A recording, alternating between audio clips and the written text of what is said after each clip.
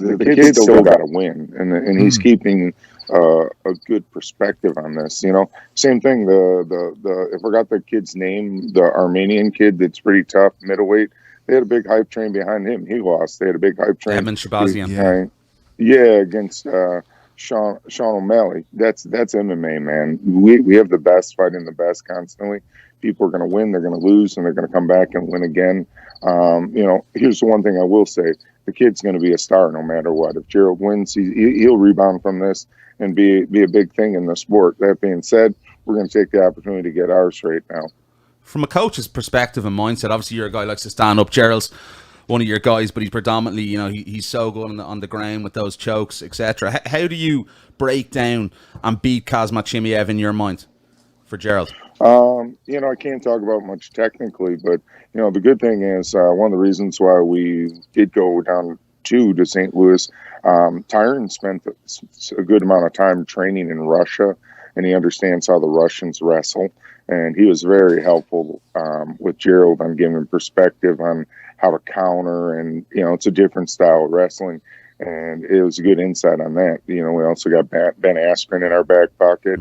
And this morning, after I work out, I'm going to go join Gerald and one of our top prospects. He's a two-time NCAA wrestling champion and two-time All-American, Jordan Newman, who fights in Bellator. So we got a lot of great minds around us wrestling-wise.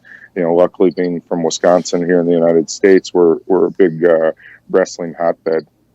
Duke, is there any way that at 38 years of age, this could be one of Woodley's last fights, do you think? Is there any kind of end in sight for Woodley at this point? I actually didn't realise he was that age until it popped up the other day. Yeah. He's a very young-looking man. But, is that a conversation that's being had at the moment, or is he still completely engaged in the MMA career at the moment? Man, he looked like a kid to me and recently. I mean, I got done training with him Saturday, and I'm waking up Monday morning. I feel like I got run over by a freight train holding pads for him.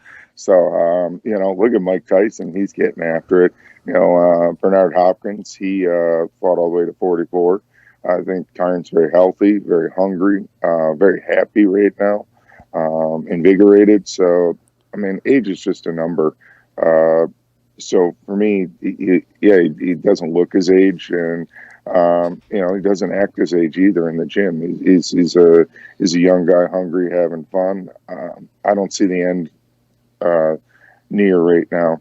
I can't wait for both those fights, Petesy. I'm absolutely going for this weekend. To be honest with you, it's a fight card. I know a lot of them are being thrown together, but we've been dying for a good one, and I think this one is a cracking fight card this weekend. We have to ask you one more. I haven't spoken to myself personally in a while. Paul Felder. I've got to ask you this because it's good question. It's just obviously come to light in the last couple of days. Tony Ferguson was obviously supposed to fight Dustin Poirier. Dana White says they can't agree financially with Dustin Poirier. What's the thought process here between you and Paul? Have you spoken to Paul about potentially jumping in here? Has been any contact with the UFC?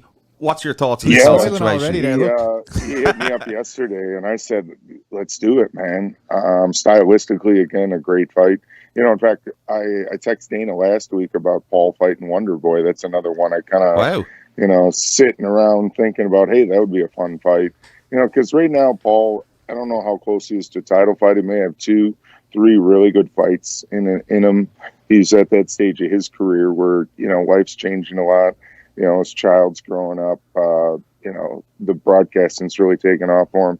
So he wants some very motivating, legacy-based fights. And I love the Tony Ferguson fight. If it can happen, I'm all for it. I think, again, I'm not saying I want him to fight Tony Ferguson because he sucks or he's a weak opponent. I want to fight Tony Ferguson so we have motivation to get out of bed every day and train our asses off. That's the way I look at things. I'm the opposite. I don't look for the easiest guy to fight. I look for the guy that makes us want to train to win. Is everything okay between Paul and Niall? Because we haven't heard from Paul in a while, and we're starting to get worried here. He used to be on every second week. I think this whole quarantine thing has changed a lot of us. That's what I think too. The other thing too, when we travel, it's been a weird year for me because this week will be my 11th week gone from my family since May, the beginning of May when Pettis fought. And, when I go to Las Vegas tomorrow, I got to quarantine for a day in the hotel, and it's very rustic. You know, we stay at like a more of a, it's like a Marriott hotel. Residence Inn. There's no restaurant, no coffee shop, no tea, anything. You got to shop, order out. It's very lonely, and I'm not crying about it. But you start putting things into perspective. I had to quarantine 2 weeks away from my family because I was exposed to Gerald. So I think a lot of us are living in the moment. We're not on the internet as much. We're not doing as much in the media because we're actually enjoying our families, our friends, our life. You know, I'm sitting outside in my back garden right now, next to the swimming pool, talking to you guys. I'm trying to soak in nature as long as I can, and I think a lot of us are having more perspective, especially the first quarantine lockdown before we could train and fight. I mean, that's the most time I've spent with my wife and daughter since my daughter was born ever, and it's definitely changed me as a person. 2020, and I think Paul's going through the same thing. Definitely. Can we borrow your swimming pool sometime? Anytime. The Guinness is always flowing next to the pool. Yeah, it was a real shame, obviously, with UFC Dublin falling out as well. We're looking forward to seeing you, Duke. But listen, we always appreciate the time, and great to speak to you as always, my friend. And listen, say hello to your family and everyone there as well in Milwaukee, and wishing you the best and stay safe. Thanks, Duke. Cheers, man. Definitely. And everyone in Ireland, I hope you're wonderful. And hopefully get back to, we'll have Ireland UFC 2021, probably. Fingers crossed. Speaking of Bellator, too, because crazy. My man, Sergio Pettis, he's going to be fighting for the Bellator bantamweight title. It's pretty crazy. Against Archuleta, great performance of the weekend. Yeah, it was good. Good. No, I'm excited. I'm so happy for my young man. I've been training him since he's 13 years old. So a long body of work, and we're excited. So, I mean, right now MMA is taking off. It's despite these weird times, it's probably one of the most fruitful times for the MMA industry. Definitely. Duke, always a pleasure. Look forward to, maybe they even do that fight in Dublin. That would be amazing. Always a pleasure to speak to you, my man. Definitely. Take care, gentlemen. All the best. You too.